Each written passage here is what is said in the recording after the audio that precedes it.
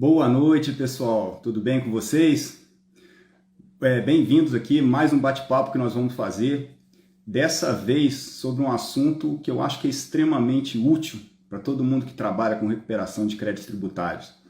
Documentos necessários para que a gente possa fazer o levantamento dos créditos. O levantamento dos créditos, na verdade, ele é essencial em várias etapas do processo de recuperação tributária. Inclusive na etapa comercial, na etapa onde você está negociando com o seu cliente. Você ter documentos, ainda que parciais, para que você possa fornecer uma expectativa do crédito que você está apurando, isso é essencial para facilitar aí o seu fechamento de contrato, para incentivar o empresário a separar o restante dos documentos para você, né? Porque quando você fornece uma expectativa de valor, você acaba animando a pessoa, motivando a pessoa a separar documentos, que é uma dor que todo mundo tem que trabalha com recuperação tributária. A gente vai conversar um pouquinho sobre isso. E o que eu acho que é legal aqui é que a gente vai abordar também detalhes sobre alternativas que a gente pode ter. Então, muitas vezes, uma empresa não consegue nos fornecer um tipo de documento, a gente pode ter outros documentos dos quais a gente pode extrair informações de lá de dentro e, com isso, fazer a apuração dos créditos. Eu vou convidar para participar comigo desse bate-papo o nosso amigo Elcio Guiotto, nosso mentor tributário, que vai nos ajudar aqui a comentar sobre esses documentos, né? Lembrando que esses documentos que a gente vai falar são todos eles aceitos pelo recuperador, e de modo que vocês podem fazer essa apuração do crédito de maneira automatizada. Vou convidar aqui o Elcio já vi que ele chegou por aqui. Vamos convidar.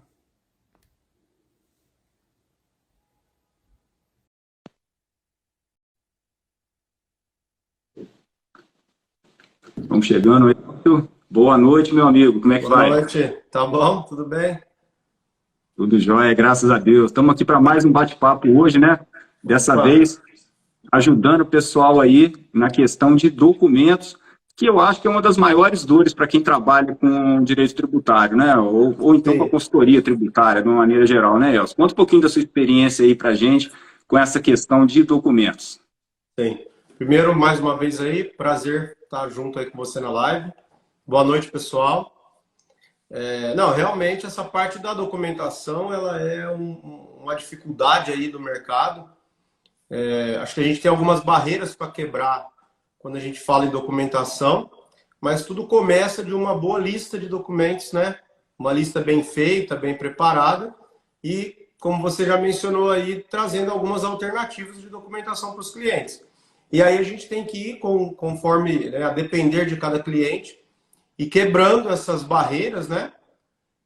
De forma que a gente consiga mensurar os possíveis valores a recuperar, a depender, é claro, de cada demanda. Mas não é fácil, mas não é impossível e acho que esse não pode ser o nosso ponto de partida aí para eventualmente desistir de uma oportunidade. Acho que dificuldade a gente vai ter em tudo, desde a documentação até na hora da elaboração do trabalho em si. Então, essa é uma primeira etapa e a gente vai falar aqui um pouco sobre cada um desses documentos, né, a depender do tipo do trabalho. Mas, realmente, essa é uma dificuldade que todo mundo que vive do mercado aí de consultoria tributária passa. Nós estamos passando por isso, por exemplo, na declaração de física, né? Eu estou com pessoas aqui que ainda não me mandaram toda a documentação, o prazo é amanhã. Então, assim, em qualquer área de atuação do tributário, principalmente na recuperação, a gente vai ter esse probleminha, mas que dá para resolver, né? E isso eu acho muito bom falar, porque o pessoal que está entrando no tributário agora tem que saber que isso faz parte do processo, gente. Quem está entrando, quem está trabalhando com direito tributário, sabe, já fica sabendo de uma vez que vai enfrentar esse tipo de problema. Você vai enfrentar, de repente, boicote de algumas pessoas de dentro da empresa que não estão querendo te fornecer informações com medo de você descobrir alguma coisa errada. Você vai ter pessoas que estão atarefadas e que não podem parar os seus afazeres para ficar separando documentos para você. Então, hoje a gente vai discutir também algumas estratégias, alguma experiência que a gente tem na prática disso aí, né? Sugerir para vocês algumas ações que vocês podem fazer para superar esses obstáculos, mas são obstáculos que fazem parte da atuação de quem atua no tributário. Então, não tem como fugir disso. É uma realidade que precisa ser enfrentada, né? Se fosse fácil também, né, gente? Ia ter tributarista para tudo quanto é lado, porque é uma área muito boa, que envolve muito dinheiro, oportunidade de honorários fantásticas, então tem que ter alguma dificuldade. Mas vamos lá. Eu sugiro, Elcio, que a gente comece falando, para ordenar nosso pensamento aqui, assim, a gente tem algumas oportunidades que a gente listou para conversar, né? Algumas oportunidades de recuperação tributária, e a gente podia comentar um pouquinho sobre cada oportunidade dessa, e depois debater as alternativas de documento que a gente pode, ter para fazer o levantamento eletrônico. O que você acha? Perfeito, perfeito. E assim, eu queria sugerir da gente começar com a oportunidade mais popular, que é a oportunidade de recuperação de PIS/COFINS monofásicos para empresas do Simples, que é, vamos dizer assim, é a porta de entrada para todo mundo que está entrando aí no ramo da recuperação tributária. E então, vou comentar um pouquinho sobre essa oportunidade e sobre os documentos. Você quer comentar um pouquinho sobre o que é essa oportunidade do PIS/COFINS monofásico para empresas do Simples? Sim. Essa é a oportunidade, acho que, como você bem comentou, a mais famosa, né? E, na verdade, tem um porquê dela ser a mais famosa, porque ela é o primeiro acesso, né? Ela está numa quantidade de empresas, num volume muito maior do que as outras oportunidades, e ela é onde a gente tem o acesso mais fácil, né? Então, a gente pode ir numa autopeça, vizinho ali do escritório, numa farmácia, num supermercado, numa distribuidora de bebidas. O que é esse trabalho? A gente tem vários produtos e vários segmentos onde o PIS e COFINS são recolhidos pelo sistema monofásico. O que quer dizer isso? Eu tenho um único recolhimento no começo da cadeia, então no industrial ou no importador, e a partir daquele momento as outras etapas da cadeia não mais recolhem. E o que acontece muito na prática? O revendedor, então vamos dar alguns exemplos, por exemplo, uma farmácia, uma autopeça, uma revenda de bebidas. Existem alguns ramos de atividades onde, por ser simples nacional, eu não deveria pagar o PIS/COFINS de novo dentro do PGDAS, dentro daquela alíquota que engloba todos os tributos. Mas o que a gente percebeu na prática, o que acontece? A pessoa que faz toda a apuração acaba não excluindo da tributação dentro do PGDAS aquela receita da revenda dos produtos monofásicos. Ou seja, houve um pagamento indevido no montante proporcional àquela receita monofásica. E aí é onde nasce a oportunidade. Então, o que a gente precisa primeiro? Avaliar se tem ou não oportunidade.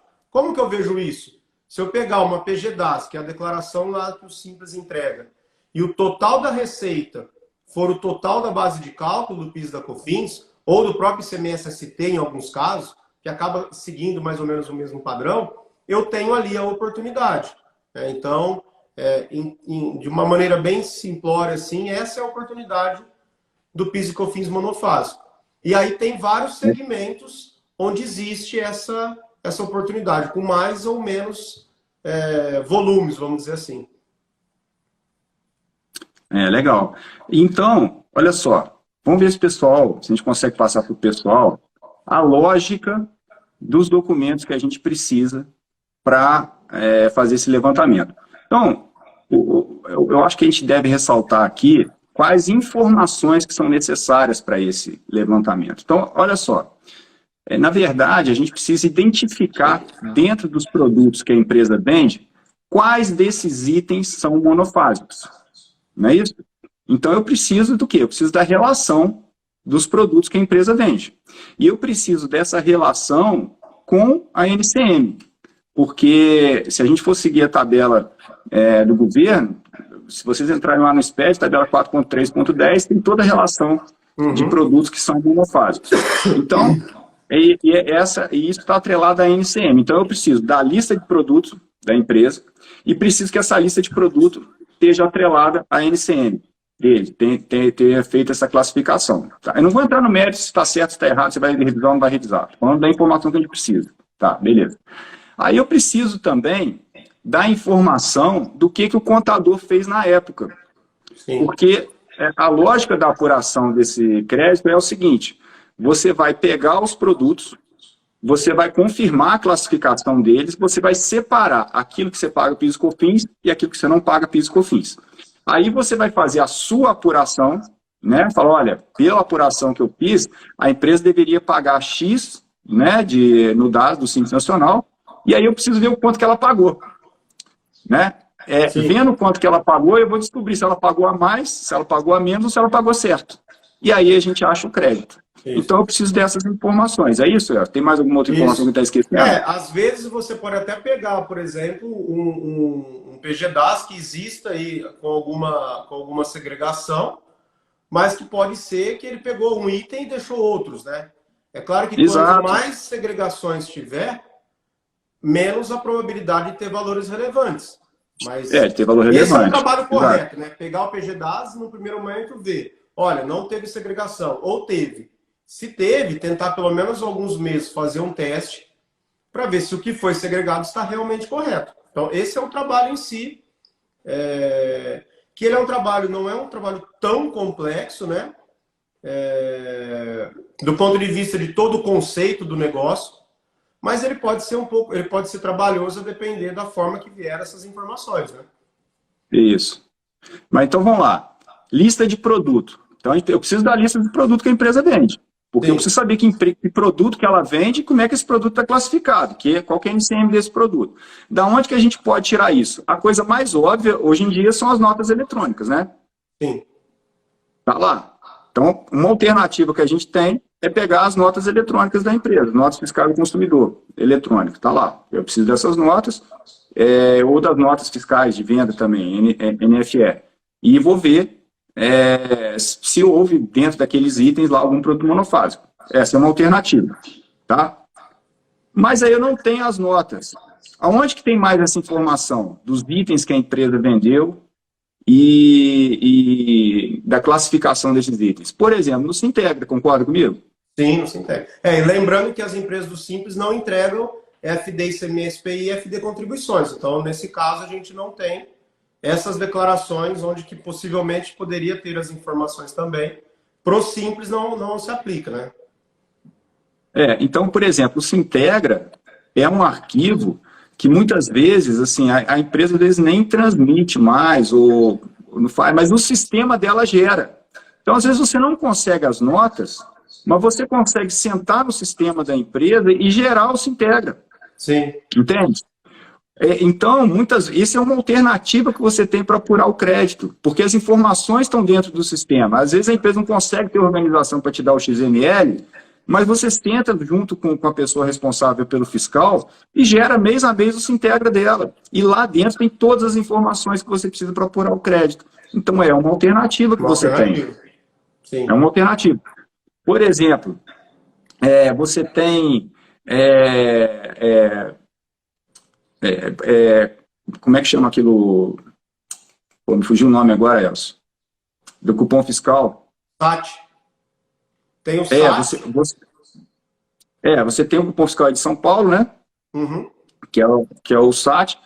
O MFD, arquivo MFD. E o arquivo CAT 52 também.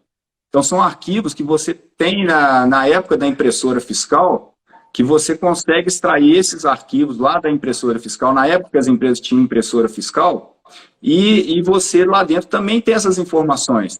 Você tem essa informação de quais itens que ela vendeu, você tem todas as informações para você trabalhar. Então, são alternativas que você tem, que não necessariamente você precisa da nota fiscal eletrônica, entende? Então, é bom você saber como tributarista esse tipo de coisa, para quê? Para quando você chegar na frente do cliente, se você encontrar uma barreira, você engata uma ré, vai pelo outro caminho, e aí você consegue chegar no seu objetivo da mesma forma. Sim. Não é isso? Não travar a oportunidade por uma primeira falta de retorno da documentação, né? E uma coisa legal também de comentar, eu vejo muita gente falando que fez por estimativa.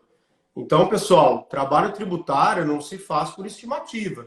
Então, assim, não tem você pode até levantar um montante para apresentar por estimativa, mas não pode nunca apresentar uma retificação de uma obrigação acessória e documento comprobatório uma estimativa de valores. Por isso que o Fred comentou, né, precisa ter item por NCM para você conseguir, numa eventual fiscalização, demonstrar para a Receita de que, olha, não, eu só estou considerando aqui exclusão das receitas de produtos realmente monofásicos. E aí não se aplica para todas as atividades. Então a gente tem ali, na tabela aí que o Fred mencionou, tem todas as atividades onde a gente pode encontrar aí essa oportunidade. Que Exatamente. normalmente as grandes estão em autopeças e farmácias, né? E tem a questão das bebidas frias também, que você Bebidas encontra frias. em padaria, supermercado, né, restaurante, bar, os fármacos, né, perfumarias também, enfim, tem várias Perfumarias. coisas lá dentro. As lojas de autopeças são muito fortes, né, porque muito item monofásico, você Sim. falou autopeça também, muito item monofásico, né. Os outros já são Revenda de mais, já tem bateria, um acho que também produto está maior. dentro, né? É isso aí. Então, gente, essa é uma parte da documentação que a gente precisa fazer para o Simples Nacional, onde a gente vai extrair os produtos que a empresa vende e a classificação que esse produto tem, qual é o NCM que está vinculado a esse produto. Com essa informação, a gente consegue fazer a separação daquilo que é monofásico daquilo que não é monofásico. Então, essa é a primeira informação, a gente viu que tem várias alternativas. Agora, eu preciso também verificar por quê. Com essa primeira documentação que a gente pegou, a gente vai chegar nos nossos números. A gente, enquanto consultor tributário, a gente vai chegar na nossa conclusão de quanto que a empresa deveria ter recolhido. Agora a gente precisa fazer uma segunda etapa, que é comparar com o que a empresa efetivamente recolheu, para ver o que a contabilidade fez na época, se ela fez certo, se ela fez errado, para mais, para menos, enfim. E aí, para pegar essa documentação, aí essa é fácil de pegar, né? E se você pega acesso lá no PGDA, você Sim. mesmo tira. Se você tiver um código de acesso, não precisa do cliente te dar nada disso, não. Você entra lá e você pode pegar o que a gente aceita, ou o extrato do Simples Nacional, ou a declaração do Simples. Então, qualquer um desses relatórios aí, a gente pega a apuração que foi feita na época para a gente comparar. Né? E o crédito vai surgir, quando que o crédito vai surgir? Quando a gente apurar que a empresa deveria ter pago menos do que ela pagou, quer dizer que ela pagou a mais, né? Então tem o crédito. Mas a gente pode até chegar em outra conclusão também, a gente pode chegar à conclusão que a empresa pagou mais, né? Que a empresa pagou menos do que deveria. Aí a empresa tem um passivo. Ou então a empresa pode ter pago certo. Então, quando você faz essa revisão fiscal, você pode ter esses três resultados. Você pode achar que a empresa tem crédito, você pode achar que a empresa fez certo, ou você pode achar que a empresa foi ousada demais e deixou de recolher o que deveria ter recolhido. Então, na verdade, ela tem um passivo para administrar, não um crédito para recuperar. Né? Mas, então, para o Simples Nacional, seriam essas alternativas de documento que você tem. Lá na Recuperador, nós colocamos várias opções para a pessoa poder driblar. Para a pessoa poder driblar essa dificuldade do sistema, né? Então, a gente, assim, em termos de documentos, Elcio, pegando aqui, ó, a gente pode pegar, por exemplo, para o pessoal de São Paulo, as impressoras fiscais geram o CAT 52, os arquivos CAT 52, tem essa informação lá dentro. Para quem tem impressora fiscal também, pode pegar os arquivos TDM, né? Aí é bom, sim, isso são para períodos mais antigos, né? Antes da obrigatoriedade de nota fiscal consumidor eletrônica, não é isso? Sim. Acho que hoje nós já estamos voltando para meados de 17, né? Então, muito provavelmente não vamos ter grandes dificuldades agora com o documento a partir de 17 e 18, né? Alguns estados entraram mais tardiamente, né? Aqui em Minas, por exemplo, entrou muito tarde na nota fiscal consumidor eletrônico. Foi bem tarde em relação a outros estados, né? Então, cada estado foi aderindo à nota fiscal consumidor eletrônico. Vai precisar avaliar por estado, né? Vai ter que avaliar por estado aí, mas pode ser que em determinado período você tenha as informações no cupom fiscal, né? Que ficava na memória da impressora fiscal. Aí você tem que pegar essa informação lá na memória da impressora fiscal. E não... e aí você não vai ter nota fiscal, não vai ter XML na época, né? Então, por isso que a gente tem que aceitar todos esses tipos de arquivo aí. Beleza? Bom, em relação, acho que essa oportunidade passou, né? Acho que a gente pode partir para a próxima. O que você acha? Algumas dicas do trabalho se você tiver pelo menos acesso ao PGDAS, você já consegue avaliar se teve ou não a segregação. É claro que dentro daquelas atividades onde existe a oportunidade. E, eventualmente, se tiver dificuldade da documentação mais antiga, tentar fazer, pelo menos por amostragem, alguns meses mais recentes e mostrar para o cliente, olha, você pode até ter uma dificuldade para o passado, mas nós estamos falando de 5 mil, 8 mil, 10 mil por mês. Vezes 60, nós estamos falando de 600 mil. Vale a pena voltar para buscar essa documentação? E aí dá para mensurar e mostrar na prática que, olha, realmente tem dinheiro na mesa. E aí, a hora que fala do dinheiro, o empresário dá um jeito e faz todo mundo dar um jeito para conseguir a documentação, né? Aliás, eu acho que essa é uma estratégia, né, que assim, eu conversando com você, tanto você usa, eu também uso ela bastante aqui, que é exatamente tentar puxar o dono da empresa para o seu lado. É importante ter um bom relacionamento com o staff, com certeza. É importante ter um bom relacionamento com a contabilidade terceirizada, se for o caso, ou com os funcionários do departamento fiscal. É sempre legal ter um relacionamento amistoso.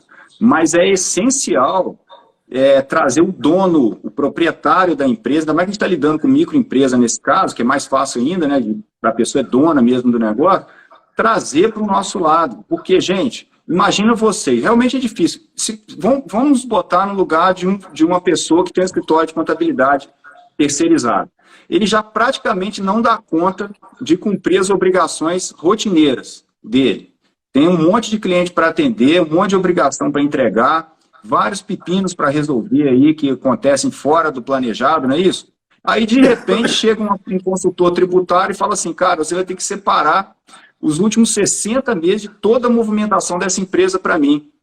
Com certeza, você vai surtar, porque você já não está dando conta de fazer o seu trabalho. Imagina chegar uma carga dessa inesperada de trabalho. Então, eu acho que a gente tem que se colocar um pouco no lugar da pessoa e começar a entender o porquê das dificuldades também. Entendendo isso, fica mais fácil de driblar também. Mas o que resolve mesmo, para o que eu acho, né, é pegar o empresário, trazer ele para o nosso lado mesmo e mostrar para ele, igual você falou, que tem dinheiro na mesa. Fala, olha, realmente, a gente entende que o seu funcionário está atarefado, a gente entende, às vezes, que o seu escritório de contabilidade não tem estrutura, mas eu acho que vale a pena o senhor pagar uma hora extra, vale a pena o senhor conversar com o proprietário do escritório de contabilidade para que ele pague uma hora extra para um funcionário, o senhor pague um valor adicional, porque, igual você falou, às vezes a gente está falando de um valor aí de 5 mil, 8 mil, 30 mil, 50 mil por mês que esse empresário está deixando de ganhar em virtude da prescrição. Uhum. E será que não vale a pena ele investir uns 2, 3 mil reais aí para alguém separar essa documentação para ele? Eu, como empresário, eu acho que vale a pena fazer isso. Então, a gente tem que entender que na rotina normal das pessoas é muito difícil dele separar mesmo, muito difícil dele parar. Isso tem que ser alguma coisa que tem que ser colocado, talvez extra rotina, e talvez ser remunerado por isso. Mas o empresário, se for preciso, fizer parte da venda, comigo já aconteceu várias vezes, e com você? Sim, acontece. Quando você, né, você bem mencionou na questão do empresário. Quando você vai no empresário, aí não tem jeito, ele faz acontecer. Então, eu já tive caso, por exemplo, de uma operação onde tinha um valor de CMS para recuperar, era Simples Nacional, e só que um dos documentos exigidos pela Secretaria de São Paulo é o livro caixa. Por mais que seja obrigatório o livro caixa pro Simples Nacional, a empresa não tinha. E aí o contador da época falou, não tem condições de fazer e tal. Aí eu falei, olha, nós temos, na época, se não me engano, era 118 mil. Só que a gente não consegue, eu não vou nem entrar na documentação que não vai conseguir. Aí ele falou, então faz o seguinte, você consegue um contato de alguém que monte o livro caixa para mim?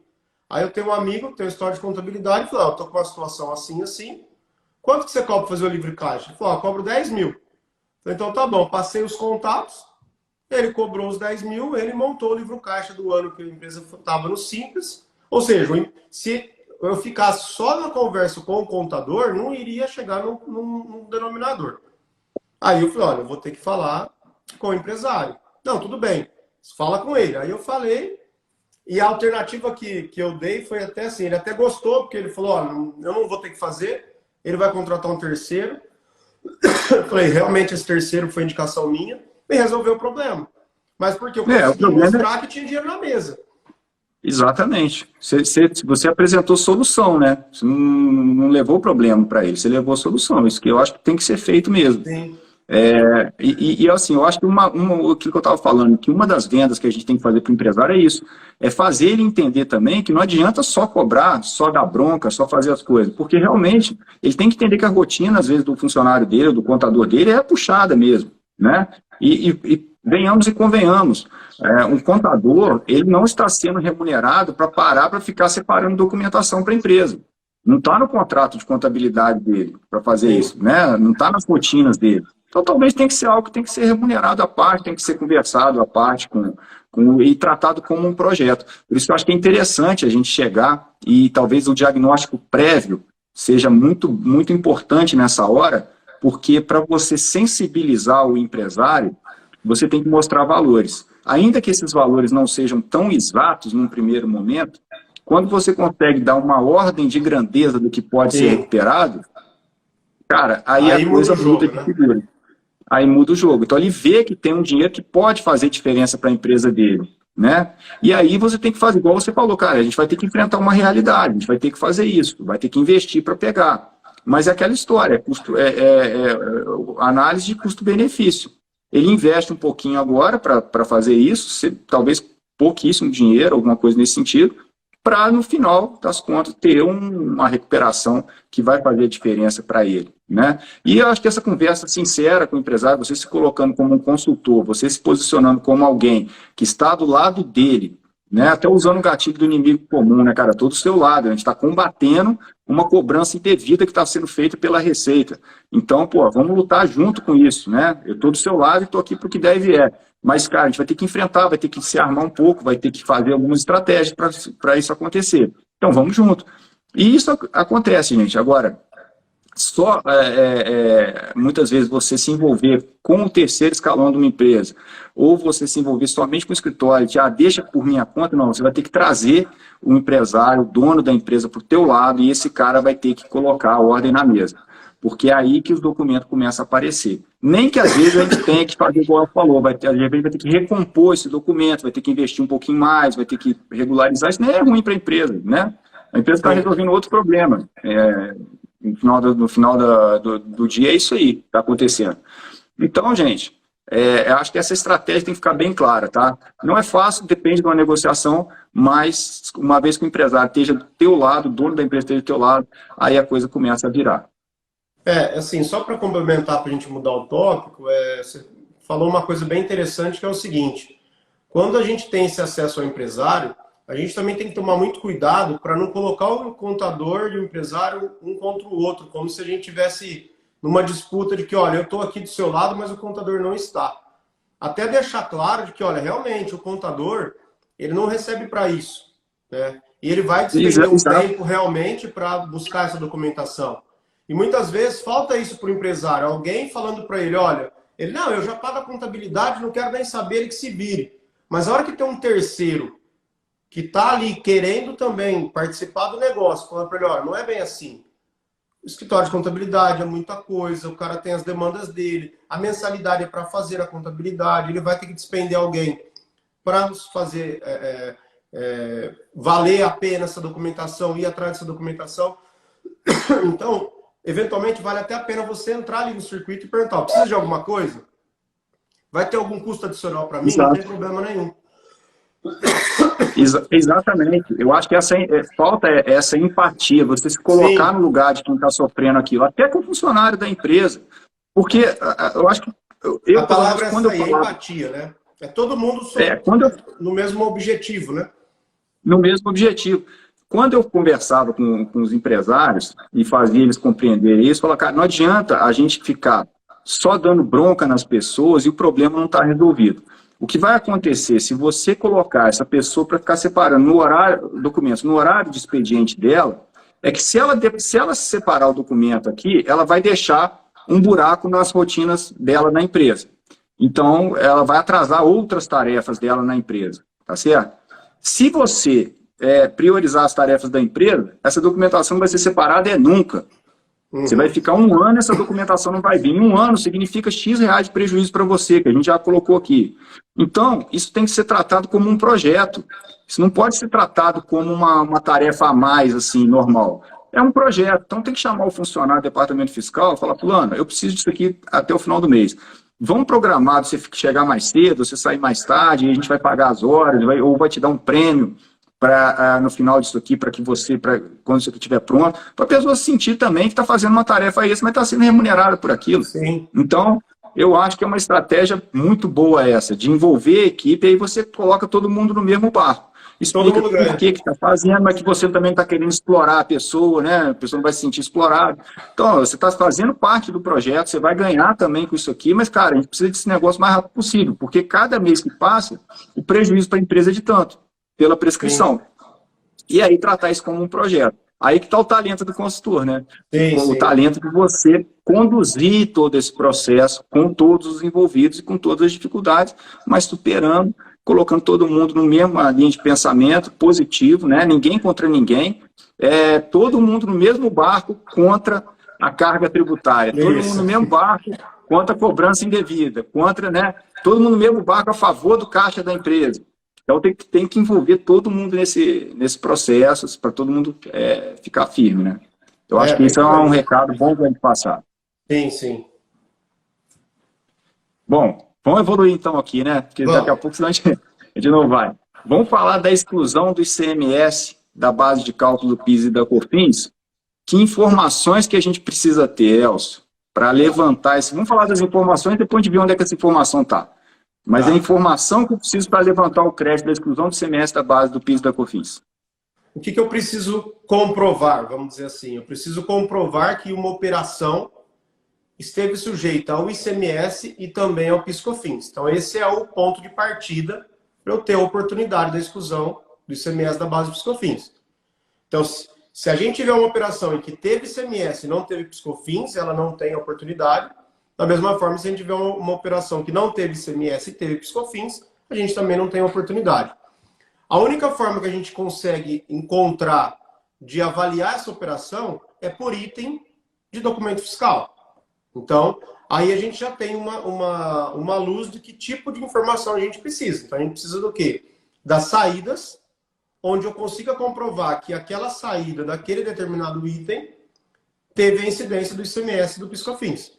Então, entendendo esse conceito inicial, a gente já consegue até facilitar aonde estão essas informações dentro da documentação. Então, vamos lá. E aí, aonde a gente tem essa documentação? Hoje a gente tem algumas formas de conseguir essa documentação. EFD ICMS/PI, EFD contribuições e XML de documentos fiscais. O XML, eu acho que ele é o mais garantido, né, do ponto de vista de que ali você tem todas as informações. Em que pese eu já ter me deparado com situações do que eu fiz um trabalho numa empresa grande que revende veículos, onde o XML de algumas notas fiscais estavam errados. Então, na nota da revenda do automóvel importado, tinha PIS/COFINS ali na nota, mas na apuração não foi recolhido. Então, a hora que emitiu a nota foi emitida errado. E por incrível que pareça, alguns meses ficaram assim. E aí, na hora que eu fui fazer uma revisão, eu falei, opa, peraí, tem alguma coisa errada, porque essa operação não era para ter PIS/COFINS. Mas se pagou, não dava mais para voltar aos últimos 5 anos, porque era um trabalho judicial, mas pelo menos daria para recuperar a exclusão do ICMS daquela base, porque foi tributado. Mas realmente, na hora que eu vi a apuração do PIS/COFINS, não tinha sido tributado. Então, a pessoa acertou a apuração do PIS/COFINS. Então, a princípio, a documentação XML é o melhor dos mundos, vamos dizer assim.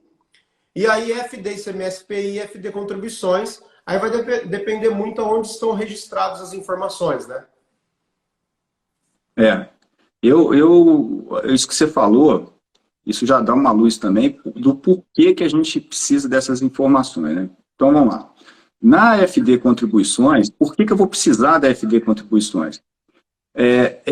Se ela tiver toda a informação detalhada dos itens que foram comercializados, que foram vendidos lá com a informação do ICMS, ela pode bastar.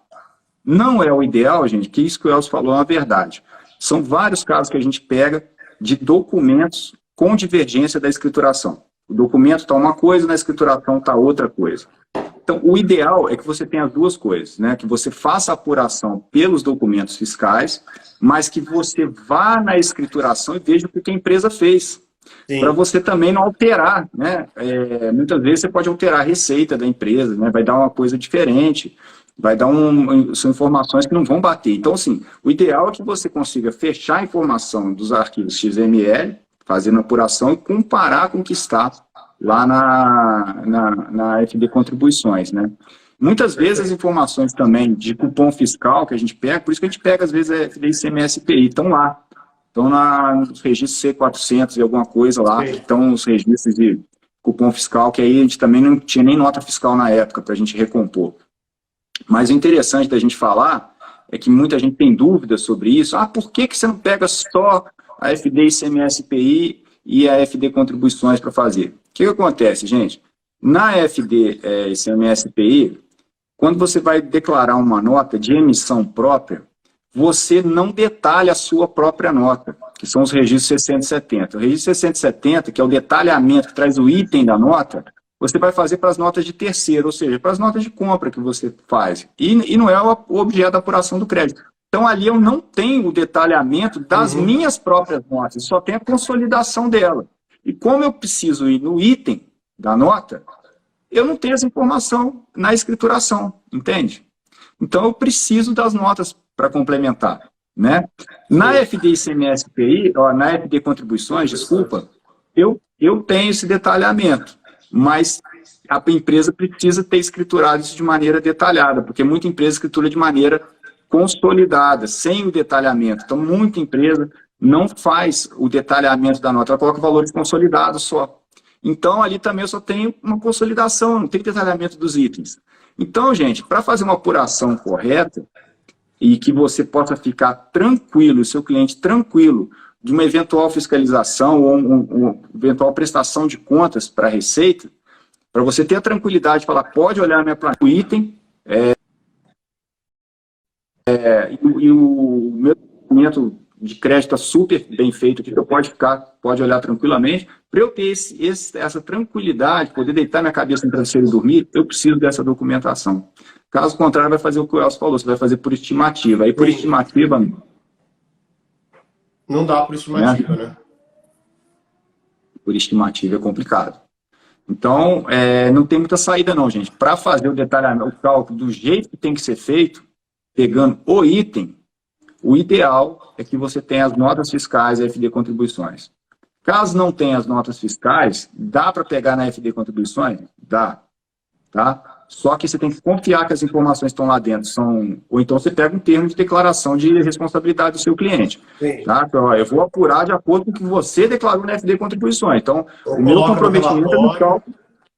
Eu faço relatório com base nas suas informações. Agora, se as suas informações estão erradas, né? Aí o que eu posso fazer? Mas aí, se lá tiver a informação detalhada dos itens e a informação do ICMS que vai ser excluído, na FD, porque senão é informação obrigatória.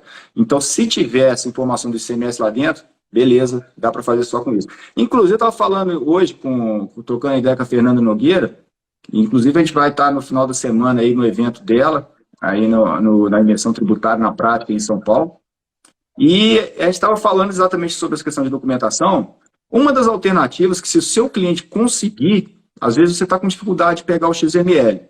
Então, você pode, às vezes, sentar no RP desse cliente, tá, junto com o pessoal lá do fiscal, e ver se você consegue gerar para fins de apuração de crédito. Veja bem, não é para você mandar para a Receita, não. É para você apurar valor só, é para o seu uso interno. Se você consegue gerar a FD Contribuições de maneira detalhada, porque às vezes ele transmitiu para a Receita a FD consolidada, mas ele tem informações no RP dele para gerar o detalhado. Então, se ele gerar um detalhado para você, com essas informações, você já consegue fazer a apuração do crédito. É uma alternativa. Sim. Inclusive, do trabalho que eu fiz, que pegou 2003 em diante, a gente descobriu essa semana agora, na sexta-feira, que eles têm um relatório dentro do SAP de todas as notas de saída desde 2003. Aí. Até então eles não tinham o Sintegra, falaram que não tem o Sintegra, no sistema não tem. Fizemos por resumo de CFOP, deixei claro que não é o melhor dos mundos, que o detalhamento tem que ser por item. Agora eles vão gerar esse relatório e pelo menos a gente vai fazer um double check, que olha, ali tem uma informação que vem do sistema, não é uma informação oficial da Receita, mas se a gente chegar nos valores próximos, tudo leva a crer que tá ok, né? Então, é uma outra forma que a gente está encontrando aqui de fazer um double check, que é o que a gente sempre precisa fazer em qualquer tipo de trabalho tributário, né? É verdade. Bom, vamos lá, senão não vai dar tempo, Elcio. Vamos falar agora da exclusão do ISS, do PIS e COFINS. Muita gente com essa ação judicial, aí, os prestadores de serviço, excluindo o ISS-QN da base de cálculo do PIS e da COFINS. Esse aí a gente vai precisar das informações de PIS, COFINS e ISS, não é isso? Sim, assim, segue mais ou menos a mesma lógica do ICMS e PIS, COFINS. A gente vai precisar o quê? Onde estão as informações relacionadas ao ISS. Nesse caso, a gente vai ter essas informações na FD Contribuições. A gente vai ter lá o que a gente tem de informações da Receita, tributada pelo PIS/COFINS. E a gente vai precisar levantar, de alguma forma, quanto que foi pago de ISS por período. ISS.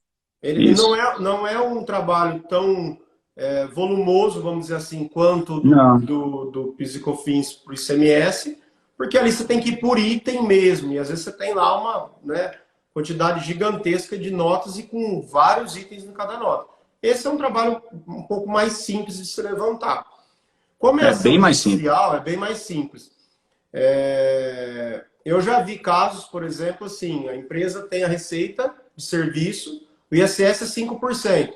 Você pega o balanço dela, 100 mil de receita, 5%, é sempre o mesmo valor. Ou seja, o que a gente precisa é comprovar que eu paguei o PIS/COFINS com ICMS ali dentro. É uma forma de eu comprovar. Então aí a gente tem até algumas outras alternativas de comprovar que realmente eu tive essa incidência. É bem mais simples do que a exclusão do ICMS da base do PIS/COFINS, né? Esse é que eu falo, Elcio. A pessoa tem que se preparar, assim, o tributarista vai aprendendo coisas novas a cada dia.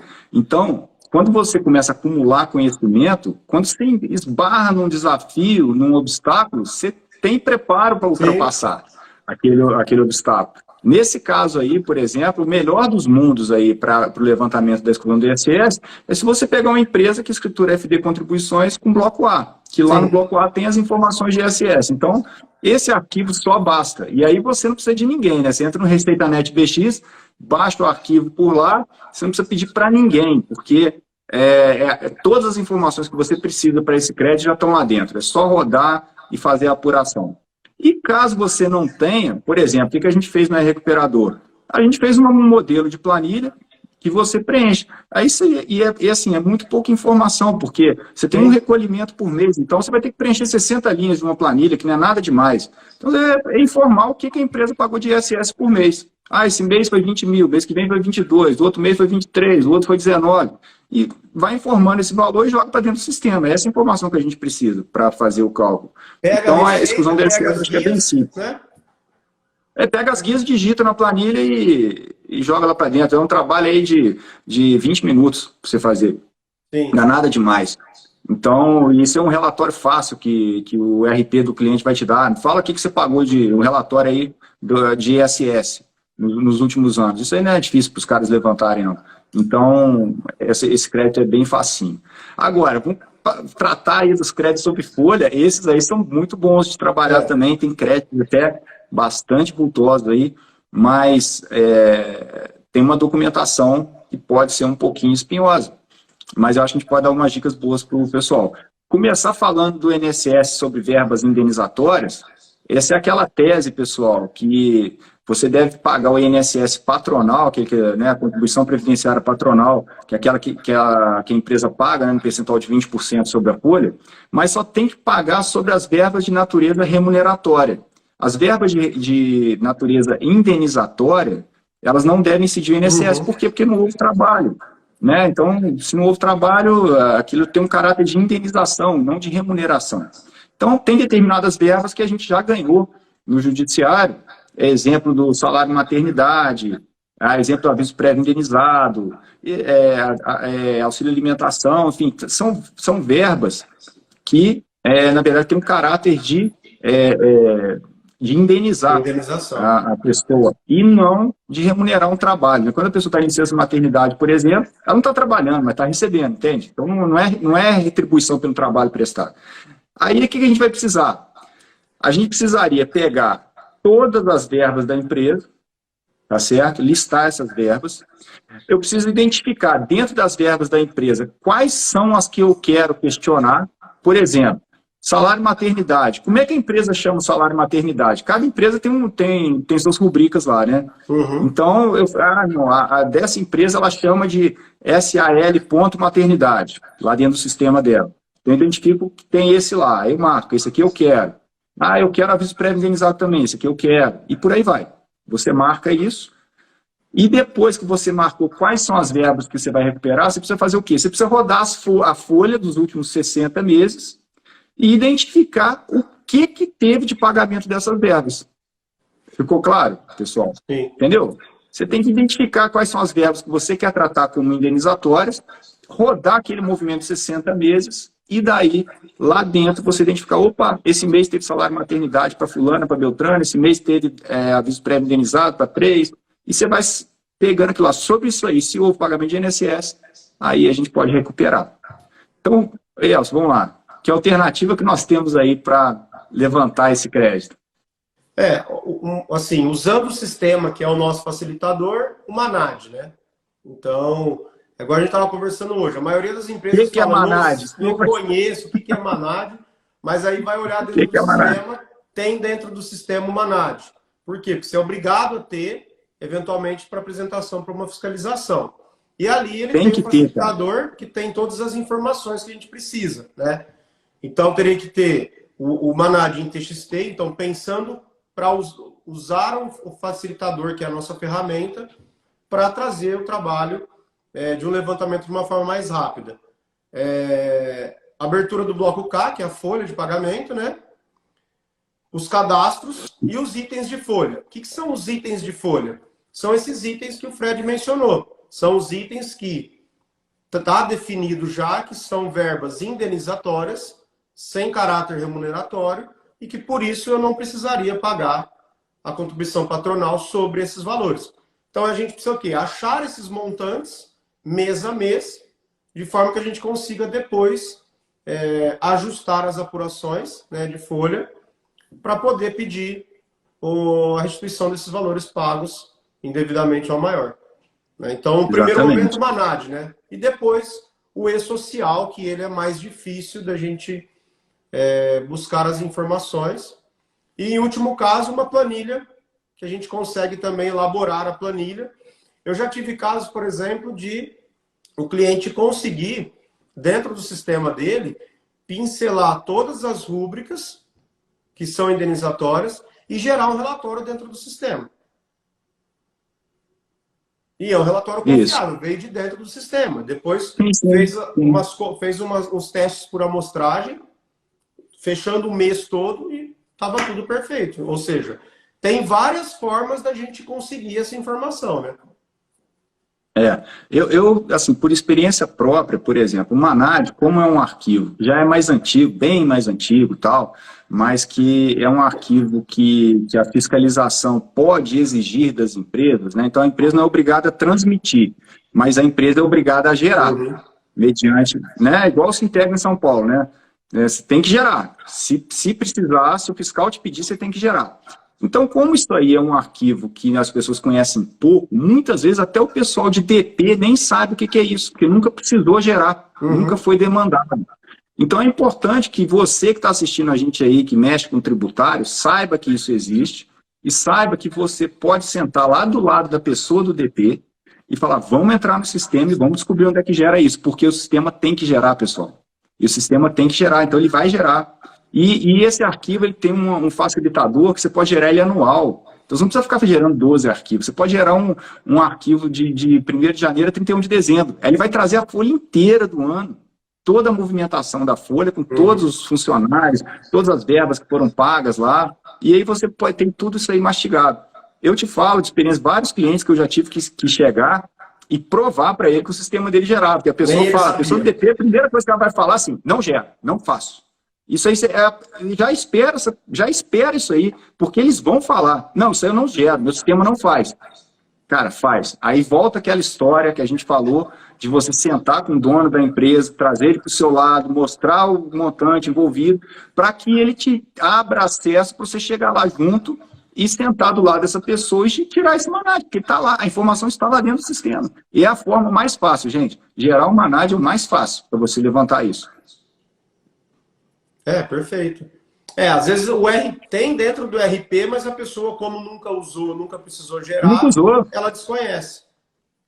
É sempre assim, para todos os trabalhos tributários, quanto mais a gente tiver essa afinidade com o cliente, com a contabilidade, melhor, né? A hora que você mostra que, olha, eu não estou aqui para apontar dedo, eu estou aqui para somar. Porque se a gente conseguir recuperar um valor, todo mundo ganha, a empresa ganha fluxo. Assim, fica bom para todo mundo, né? Às vezes você vai precisar ir dentro, trabalhar um pouco mais, vai ser remunerado com uma hora extra, o empresário vai ficar mais tranquilo porque vai ter um efeito de fluxo de caixa. Então, assim, volta de novo naquela questão, né? É a afinidade ali e ser uma pessoa para resolver o problema. Ah, eu não consigo. Ah, não, aí chegou lá, não gerou mesmo, vamos para o plano B, vamos para o plano C, né? Vamos para o plano C. E tentar, você pode pegar levantar o valor. Você pode pegar os eventos da social, você pode pegar os eventos da social, da XML. Eu acho mais difícil, mas se tiver à mão, tranquilo, ótimo. E você pode fazer como o Elcio falou.